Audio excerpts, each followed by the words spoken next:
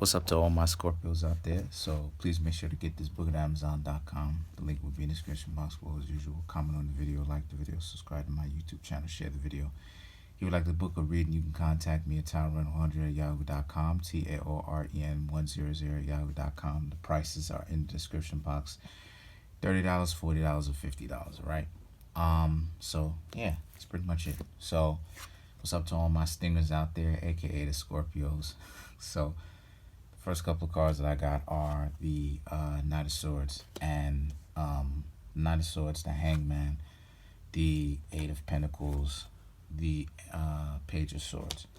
So these four cards show me that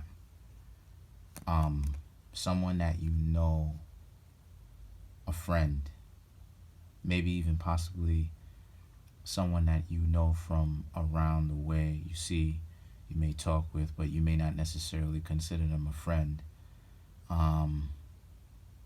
They've been waiting a long time to let you know how it is that they feel about you, that they actually like you.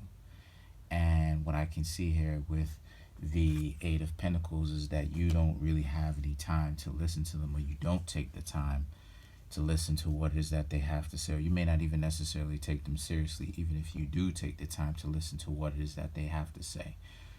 So then the Page of Swords is about how it is that they may end up taking it a little bit personally. So watch how it is that you rub people.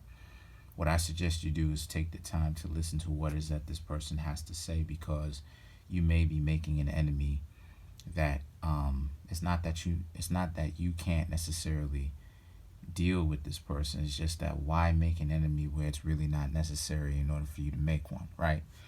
So the things that the next two cards that I come up with here are the Wheel of Fortune, and then you have the Eight of Cups. So the Wheel of Fortune and the Eight of Cups,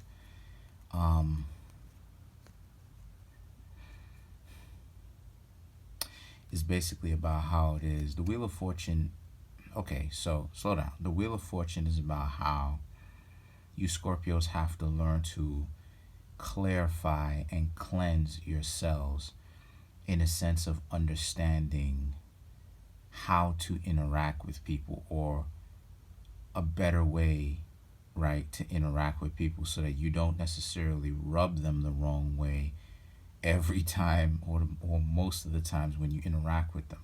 And as you can see, the Wheel of Fortune has the four fixed points on it.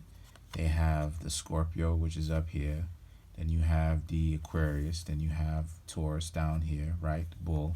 And then you have the Leo down here on the bottom right-hand corner. So the thing about it right here, and then you have the Sphinx, and then you have this horn character, right, or which is Set, right, and then the snake here. So very occult symbols, right?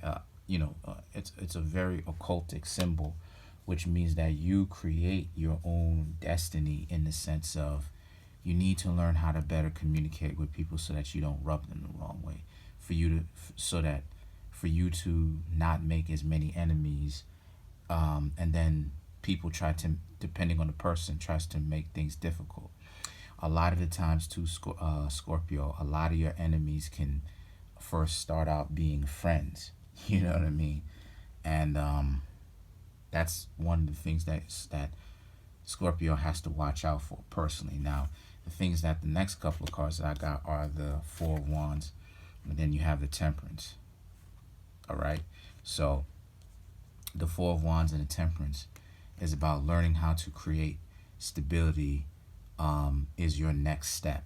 You have to learn to take some time out of your day, Scorpio, right, to figure out how you are going to use your mouth, or the things that you write down, or your own expressions, however you may do it, to basically communicate what you're trying to communicate in a way, in a constructive way, where you don't land yourself in jail, you don't land yourself in too much debt, and you don't land yourself in a position where people want to hurt you for it. And the things that the Temperance, right, is Scorpio, excuse me, it's a Sagittarius card, which represents here that if you can learn to do that, that's what's going to create a certain level of forgiveness, where because you're able to communicate with others, they're not going to be as mad or as angry as they are with how you come off. And see, this is what it is I was saying. Well, when it comes to my readings, right, my 2020 yearly overview readings, about how it is that if Scorpio can learn to reel that combativeness, that unnecessary combativeness in, they will gain they will get themselves to a new aspect, because they will become the eagle, and then afterwards they have to become the phoenix, of course. So the things that the last two cards that I come up with here are the Ace of Cups, and then you have the Nine of Cups. So the Ace and the Nine of Cups, right, is about not just forgiveness, but at the end of the day, how people choose to want to mess with you and hang out with you even more. Because, and see, this is one thing that I'm realizing, that a lot of Scorpios are kind of moving away these past couple of years.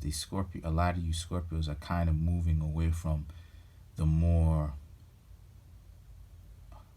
self-destructive, self-sabotaging aspect towards more self-loving, constructive, really trying to build something with someone. And if the other person doesn't want to build, just leave them the hell alone, which is great. Because like I said before, the Ace of Cups and the Nine of Cups is about how people really like you, you know what I mean?